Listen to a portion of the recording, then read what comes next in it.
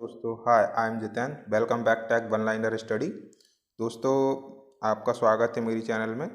दोस्तों आपने अब तक ब्रिक्स का 2 लेक्चर्स आपको मिल चुके हैं। 2 लेक्चर्स में आपने सीखा ब्रिक्स के बारे में कि ब्रिक्स क्या है, ब्रिक्स के कॉन्स्टिट्यूंट्स क्या है एंड ब्रिक्स को कैसे मोल्ड करते हैं, ब्रिक्स को कैसे बनाते हैं, ब्रिक्स की प्रोसेस क्या है। जो मैंने प्रीवियस लेक्चर में बताया था वो बहुत ही इंपॉर्टेंट टॉपिक थे। आप अगर उनको ऑब्जेक्टिव पॉइंट ऑफ व्यू से सोचेंगे और देखेंगे या राइट शॉर्ट नोट्स के पॉइंट ऑफ व्यू से भी देखेंगे तो आपको उसमें बहुत ऐसी थ्योरीज है जो आपको शॉर्ट फॉर्म में आंसर देने के लिए हेल्पफुल है।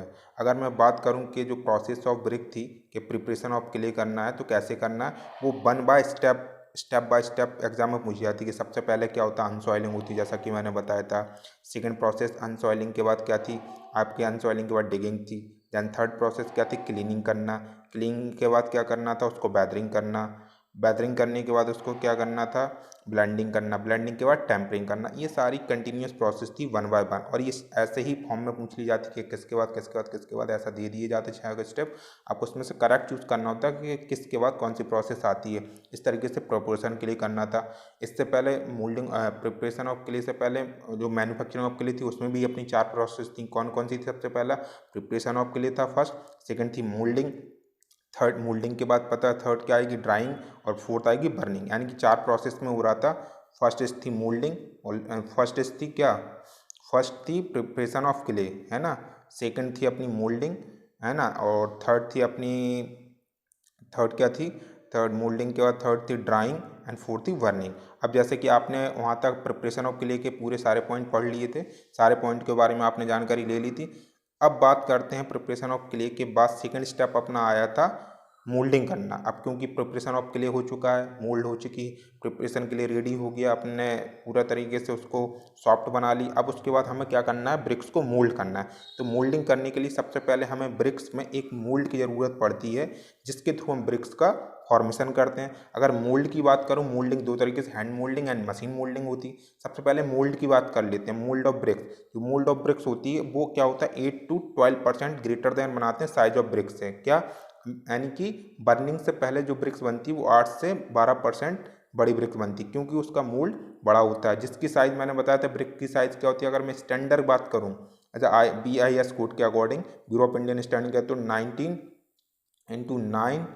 into 9 these all centimetre cube, यानी कि सेंटीमीटर में आ जाती है value. Is it clear, 19 into 9 19 centimetre, 9 centimetre, ये स्टैंडर्ड ब्रिक्स होती है। अगर इसी में एक नॉमिनल साइज ऑफ ब्रिक की बात कर लूँ तो नॉमिनल साइज ऑफ ब्रिक्स भी आपकी क्या हो जाती है, चेंज हो जाती है। उसकी डायमेंशन क्या हो जाती है, nominal size of standard bricks लिखा होता है जो कि होती है 20 into 10 into 5, ये भी सेंटीमीटर में 20 centimetre, 10 centimetre and 5 centimetre. This is nominal standard size of bricks है, not standard size of brick. Difference है, nominal size of standard brick 20 into 10 into 5 होता है, जबकि स्टैंडर्ड साइज ऑफ ब्रिक होती है जो 19 into 9 into 9 सेंटीमीटर है। इसमें कॉमन डिफरेंस समझना, पूछ लिया जाता है एग्जाम में, ये फोकस रखना है आपको। तो ये इस तरीके का मोल्ड होता है। अब मोल्ड 2 तरीके का, एक तो मोल्ड किसके बना होता है, वुड से बना होता है, एंड सेकंड थिंग स्टील का भी बना होता है मोल्ड, है ना। जो कि इसमें देखो, अब बात करते हैं मोल्डिंग, हैंड मोल्डिंग होती है, मशीन मोल्डिंग। अगर मैं बात करूँ मशीन, हैंड मोल्डिंग 2 तरीके से की जाती है। पहले मोल्डिंग किस तरीके की, 2 तरीके, कौन कौन सी हो गई, हैंड मोल्डिंग हो गई, मशीन मोल्डिंग हो गई। अगर मैं सबसे पहले मैं हैंड मोल्डिंग की बात कर लेता हूँ, दैन उसके बाद मशीन मोल्डिंग पे आता हूँ। हैंड मोल्डिंग किस तरीके, 2 तरीके से होती है, ये भी 2 तरीके से होती है। कौन कौन सी तरीके होती है, ग्राउंड मोल्डेड होता है, टेबल मोल्डेड होता है। ग्राउंड मोल्डेड की बात करूँ तो क्या होता है, देखो ये प्रोसेस पूरी जानना आपके लिए कंपलसरी नहीं, बस ये जान लो कि किस मेथड से और कितने टाइप से की जाती है ना। बस ये जान लेंगे आप तो आपको ब्रिक्स का आइडिया हो जाएगा। प्रोसेस तो बहुत लेंथी होती है, जो प्रोसेस थोड़ा सा मैं आपको ओवरव्यू दे दूंगा कि बेसिकली बनाते कैसे हैं, तो वो अभी पता चल जाएगा। अब ग्राउंड मोल्डेड के लिए जो हम mould of bricks make by 6 mm steel angle and wood से मिलकर बनाया जाए, तो मोल्ड बनता है ब्रिक फॉर्मेशन करने के लिए, वो 6 mm स्टील एंगल प्लेट लगती है एंड बोर्ड लगती है। क्योंकि वो क्या होता है, बोर्ड को जो कनेक्ट करने के लिए हम 6 mm स्टील एंगल प्लेट लगा देते हैं उसके चारों तरफ से, है ना। इस तरीके से बन जाती है। और अगर मैं आगे बात करूं, इसमें 8 to 12%, जैसा कि मैंने अभी पहले ही बता दिया था, 8 to 12% में लार्ज मोल्ड बनाया जाता है। क्योंकि ये बर्निंग से पहले ब्रिक्स क्या होती है, सूखती है उस समय, तो ड्राइंग हो जाती है, श्रिंक हो जाती है, तो वो अपने प्रॉपर शेप में आ जाती है। इसके ऊपर ब्रिक के ऊपर एक फ्रॉग बना होता है, it indicate trade name of the manufacturer का ट्रेड नेम करता है। और जो फ्रॉग बना होता है वो 10 mm to 20 mm उसकी डेप्थ होती है। कितनी होती है? 10 mm से 20 mm उसकी हम डेप्थ रखते हैं ना। ओके, और आपको पता है कि फ्रॉग का काम क्या होता है, एक तो ट्रेड नेम बता दिया, दूसरा की जॉइंट प्रोवाइड कराता है बिटवीन किसके, ब्रिक्स के बीच में, यानी कि वन ब्रिक के ऊपर अदर ब्रिक लेयर रखेंगे तो इट विल कनेक्ट, यानी कि की जॉइंट दे देगा बिटवीन बोथ ब्रिक्स के, है ना। कौन सा? फ्रॉग प्रोवाइड करता है। और आपको बता दिया कि अगर ब्रिक्स हम फॉर्मेशन, अच्छा जनरली थोड़ा सा समझ लेते हैं कि ब्रिक्स का फॉर्मेशन कैसे। तो ब्रिक्स को फॉर्म करने के लिए हम क्या करते हैं, ग्राउंड पे बनाते हैं। ग्राउंड मोल्डेड के लिए हम पहले प्रॉपर ग्राउंड यूनिफॉर्म कर लेते हैं। उस यूनिफॉर्म ग्राउंड पे सैंड को स्प्रिंकल कर देते हैं या हस्क को स्प्रिंकल करते हैं, जिससे कि वो जो हम जिस पे हम बनाने वाले हैं ब्रिक्स, जिस ग्राउंड पर, उस पे हमारी ब्रिक्स को क्या हो, चिपक ना जाए उस पर, है ना, प्रॉपरली वो बना रहे। इस तरीके से हम इसमें ब्रिक्स को बनाते हैं। दूसरा, जो मोल्ड होता है उसको बार बार पानी में डिप करना पड़ता है। क्यों करना पड़ता है? क्योंकि लंप ऑफ सॉइल लेते हैं, उसके अंदर फिल करते हैं, तो क्या अगर हम उसको पानी में डिप नहीं करेंगे मोल्ड को, तो क्या होगा, जो लंप ऑफ सॉइल है वो क्या होगी, आसपास के कॉर्नर पर क्या हो जाएगी, स्टिक कर जाएगी, जिससे कि फिर ब्रिक्स मोल्ड उठाने पर ब्रिक्स का प्रॉपर शेप नहीं आएगा। जिससे कि ब्रिक अगर स्टिक ना हो मोल्ड में, तो उसके लिए हम क्या करते हैं, मोल्ड को बार बार डिप करते हैं पानी में, देन उसके बाद उसको ग्राउंड पर रखते हैं और ब्रिक्स जब तक बना लेते हैं जितना ग्राउंड आपने यूनिफॉर्म किया और जितने ग्राउंड में आप बनाना चाह रहे हैं। इस तरीके से ब्रिक्स का फॉर्मेशन हो जाता है। और स्मूथ शेप के लिए हम क्या करते हैं, ब्रिक्स का जो मोल्ड होता है वो टॉप एंड बॉटम में ओपन होता है, ओपनली बना होता है, बोथ साइड से आर पार होता है, जिसमें क्या करते हैं, लंप ऑफ सॉइल फिल करके और उसको यूनिफॉर्म कर देते हैं। किसके थ्रू कर देते हैं? या तो हमारे पास स्टील प्लेट होगी या कुछ ऐसा होगा जिससे हम यूनिफॉर्म कर देते हैं और स्मूथ कर देते हैं। इस तरीके से ब्रिक का फॉर्मेशन हो जाता है। Jet clear? थोड़ा थोड़ा आइडिया आपको बता दिया मैंने, इस तरीके से ब्रिक्स को फॉर्मेशन कर लेते हैं। अब बात करता हूँ मैं टेबल मोल्डेड की। टेबल मोल्डेड में कुछ नहीं जानना, बस टेबल मोल्डेड में इतना जानना है कि टेबल मोल्डेड थोड़ी हाईली कॉस्टली होता है, ये कॉस्ट को इंक्रीज कर देता है। साथ में इसमें क्या होता है, टाइम कंज्यूमिंग होता है।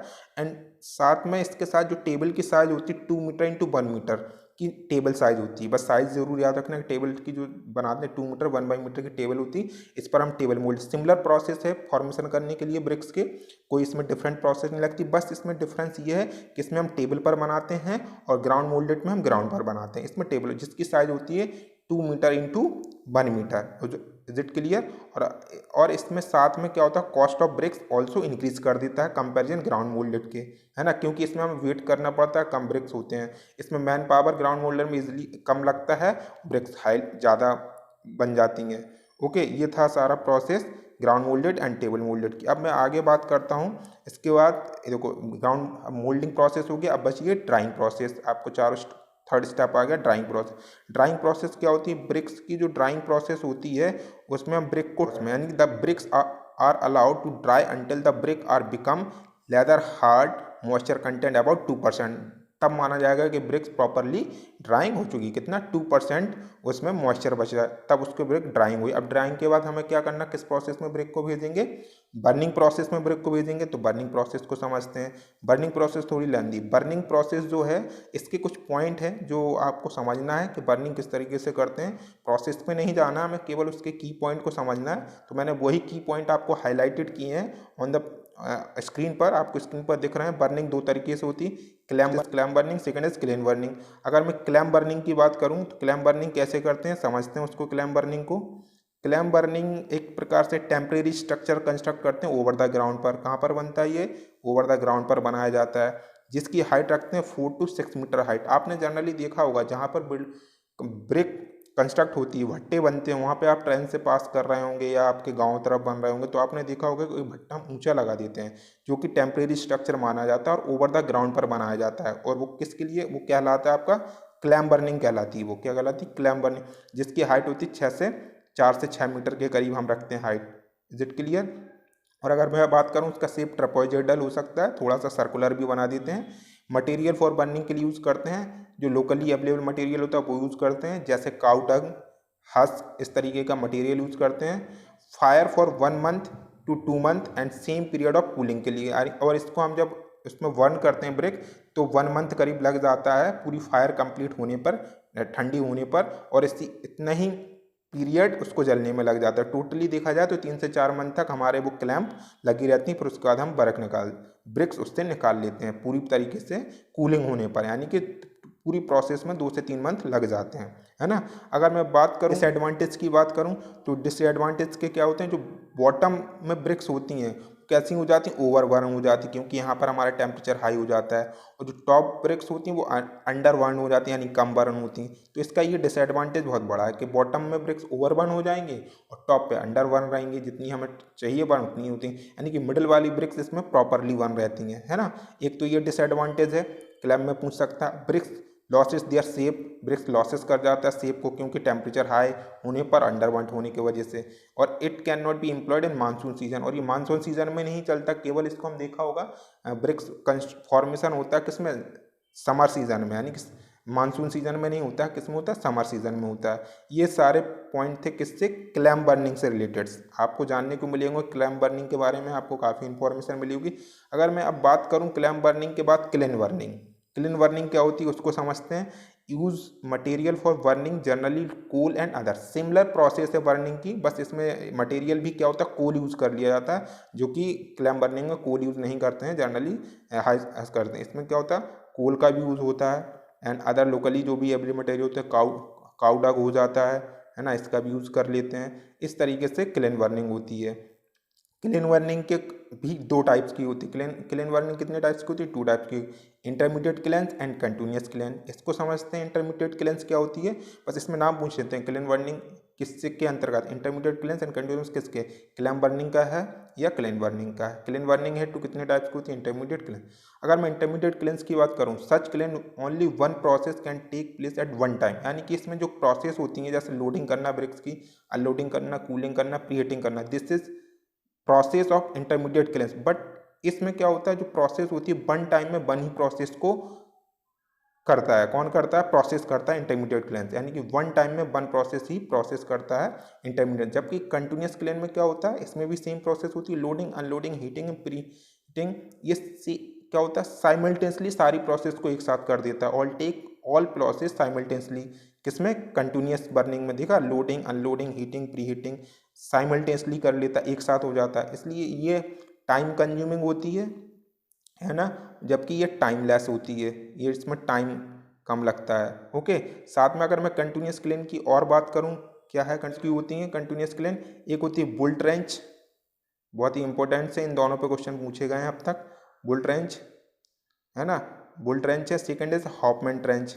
कौन, सेकंड इज क्या है, हॉफमैन ट्रेंच। अगर मैं बुल ट्रेंच की थ्योरी की बात करूं, इसमें क्या क्या मैन इंपॉर्टेंट पॉइंट है, बुल ट्रेंच को समझ लेते हैं। Main important points, underground structure होता है इसका। कैसा होता है बुल ट्रेंच का, अंडरग्राउंड स्ट्रक्चर बना होता है। ऐसे ही पूछ जाता है, bull trench and half trench दे दिया जाएगा, पूछ लिया जाएगा कि अंडरग्राउंड स्ट्रक्चर किसका होगा, बुल ट्रेंच का या हॉफ ट्रेंच का।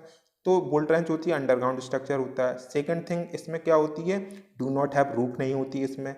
12 month a year to manufacture brick but later stop in monsoon season में इसको रोक दिया जाता है, अदरवाइज ये 12 मंथ भी वर्क करती है, 12 मंथ तक ब्रिक का प्रोडक्शन करती है। हॉफमैन में क्या होता है, ओवर ग्राउंड स्ट्रक्चर होता है, जबकि इसमें क्या होता है, अंडरग्राउंड था। हॉफमैन में क्या होता है, ओवर ग्राउंड स्ट्रक्चर होता है। और ये परमानेंट रूफ होती है इस पर, यानी कि इस पर रूफ नहीं होती है बुल ट्रेंच में, पर हॉफमैन में रूफ होती है। और इसका शेप कैसा होता है, सर्कुलर होता है, और इसमें 12 चैम्बर होते हैं। सर्कुलर के साथ में कितने होते हैं, 12 chamber. Use for large scale demand के लिए यूज़ करते हैं हॉफमैन को, इसको स्मॉल स्केल के लिए यूज़ करते हैं। Use of for large scale demand bricks and in short time में हो जाती है। मतलब लार्ज स्केल में अगर ब्रिक्स का प्रोडक्शन करना है तो हॉफमैन प्रोसेस को लेना चाहिए, क्योंकि ये क्या करता है, bricks burning in one day में बर्न कर देता है ब्रिक, बहुत ही फास्ट करता है ना, और फास्ट मेथड ऑफ बर्निंग है। ओके, ये था डिफरेंस दोनों में, bull trench and half trench में। अगर मैं नेक्स्ट बात करूं आगे टॉपिक की, ये दोस्तों ये सारा टॉपिक था मोल्डिंग ऑफ ब्रिक्स के बारे में। आपको सब कुछ जानने को मिला है कि मोल्डिंग ऑफ ब्रिक कैसे करते हैं, बर्निंग ऑफ ब्रिक कैसे करते हैं, कितने टाइप्स की होती हैं, उनमें क्या क्या पॉइंट हैं जो कि की पॉइंट हैं। मैंने क्या बताया आपको, की पॉइंट बताए हैं जो आपको आने चाहिए, जिससे कि आप उसके बारे में आप डिफ्रेंशिएट कर सकें कि बुल ट्रेंच में क्या डिफरेंस है, हॉफमैन ट्रेंच में क्या है। दोनों these are all process burning, but basic difference both are bull trench and Hoffmann trench, similar intermediate kilns and continuous kilns. Okay, तो इस तरीके से समझना। अगर मैं बात करूं अब नेक्स्ट जो कल टॉपिक थोड़ा सा रह गया था टेम्परिंग। टेम्परिंग में मैंने आपको ये नहीं बता पाया था क्या था टेम्परिंग में, कि जो टेम्परिंग प्रोसेस होती है बेसिकली करते किस में है। आपको जानने को तो सब मिला कि टेम्परिंग होती क्या है, टेम्परिंग प्रोसेस करनी क्यों पड़ती है, क्योंकि हमें मेकिंग ब्रिक फॉर्मेशन करना है तो इसके लिए हमें टेम्परिंग करना पड़ता है जिससे कि हमारी सॉफ्ट के लिए रेडी हो। पर करते किस में है ये था, किस में करते हैं, जो टेम्परिंग की जाती है वो पग मिल में की जाती है। पूछा गया क्वेश्चन कई बार और आपको पता भी होना चाहिए टेम्परिंग पग मिल में करते हैं, जो कि 15,000 से 20,000 ब्रिक्स को प्रोडक्शन कर सकती है वन टाइम में, हम अगर क्ले इसमें टेम्पर करते हैं ना। अगर मैं बात करूं कैसा शेप होता है इसका, दिख रहा है आपको राइट एंगल्स लगी हुई हैं, ये बोर्ड ऑफ प्लांक लगी हुई हैं इसकी, है ना, ये बोर्ड ऑफ प्लांक्स हैं, ये बुल लॉक हैं, ये बुल लॉक हैं। यहाँ से हम मोस्ट क्ले इसके अंदर डालते हैं, मोस्ट क्ले डालने के बाद इस आर्म के थ्रू इसको मूव कराते हैं जिससे कि सॉइल क्या हो जाती है, यूनिफॉर्मली हो जाती है। यूनिफॉर्म होने के बाद सॉफ्ट हो जाती है और इसके थ्रू सॉफ्ट सारी प्रोसेस होने के यहाँ से हम उस पैक सॉइल को निकाल लेते हैं और जिसका यूज़ करने लगते हैं प्रोडक्शन ऑफ ब्रिक्स के लिए। अगर इसकी बात करूँ, टॉप डाया 1 मीटर का होता है, बॉटम डाया इसका 100 mm का होता है एंड इसकी हाइट 2 मीटर होती है। कितनी होती है, हाइट इसकी 2 मीटर होती है। इस तरीके से ये पग मिल बना होता है जो कि हमें टेम्परिंग के लिए यूज़ किया जाता है, जिससे हम ब्रिक्स का प्रोडक्शन करते हैं। ओके, ये जो मैंने कल बताया था उसका डायग्राम नहीं आया था, जो कि डायग्राम मैंने आज आपको क्लियर कर दिया। और साथ में ब्रिक्स का क्या होता है, इसमें लिखा है good brick earth can then be rolled without breaking in small thread of 3 mm diameter. यानी कि जो ब्रिक्स का हमने सॉइल रेडी की है उसको हम क्या कर सकते हैं, उसको हम रोल करेंगे और देखेंगे 3 mm तक उसको, जैसे श्रिंकेज टेस्ट करते हैं सॉइल में, उसको क्या करते हैं, रोल करते रहते हैं हाथ के थ्रू और 3 mm तक डाया तक ले जाते हैं। 3 mm, 3 मीटर डाया नहीं, स्मॉल थ्रेड्स 3 mm एक्चुअली में, this is not 3 metre, 3 mm है ना, 3 mm है। तो 3 mm तक डाया हो जाए और क्या हो, श्रिंक ना हो, ऐसा शेप बनने लगता है तो सॉइल आपकी प्रिपेयर्ड हो चुकी है फॉर द किसके लिए, ब्रिक प्रोडक्शन के लिए। आई होप आपको ये सारा टॉपिक क्लियर हुआ होगा। अब आपके केवल टॉपिक बचा है टेस्टिंग ऑफ ब्रिक, जिसमें आप बहुत ही इंपॉर्टेंट टेस्टिंग जानेंगे, टेस्ट ऑफ ब्रिक कैसे करते हैं, को क्या क्या इंपॉर्टेंट पॉइंट्स हैं, सारे की पॉइंट उसमें बताएंगे। इसके बाद ब्रिक्स का आपका टॉपिक खत्म हो जाएगा। नेक्स्ट टॉपिक में आपके लिए सीमेंट लेकर आऊँगा। दोस्तों आपको ये सारी चीज़ें बहुत ही इम्पोर्टेंट्स हैं जो आपके आने वाले एग्ज़ाम के पॉइंट ऑफ व्यू से, या आने वाले आप फाइनल ईयर के स्टूडेंट हो तो आप कहीं भी ही इंटरव्यू देने जाएंगे, या स्मॉल थ्योरीज आपको जानना हो कि शॉर्ट नोट्स में हमें कैसे बताना है, वो थ्योरीज आपको पूरी इस लेक्चर में यूज़फुल है। तो आप इस मेरे लेक्चर को बराबर देखते रहिए, आपको ऐसा ही बेनिफिट मिलेगा और बेस्ट से बेस्ट कंटेंट में रेडी करूँगा। देखा होगा आपने PDF आज मैंने पूरी तरीके से रेडी की है कि आपको की पॉइंट कैसे बताया जाए। थ्योरी तो काफ़ी लिखी हुई है पर आपको की पॉइंट बताने के लिए मैंने पूरी थ्योरी रेडी की। इसी तरीके से मैं आपके लिए हर टॉपिक की लेक्चर रेडी करूंगा और आपको बताऊंगा। इसलिए मेरी चैनल को आप लाइक करें, शेयर करें, सब्सक्राइब करें। दोस्तों आप मेरी चैनल को आप ज़्यादा सब्सक्राइब नहीं कर रहे हैं, सब्सक्रिप्शन बढ़ाएं जिससे कि मुझे लगे कि हाँ आप लोग मेरा सपोर्ट कर रहे हैं, जिससे कि मेरा मोटिवेशनल बना रहे और मैं आपके लिए रेगुलर लेक्चर अपडेट करता रहूँ। मेरे चैनल पर बने रहने के लिए आपका बहुत बहुत धन्यवाद। Thank you for watching this video.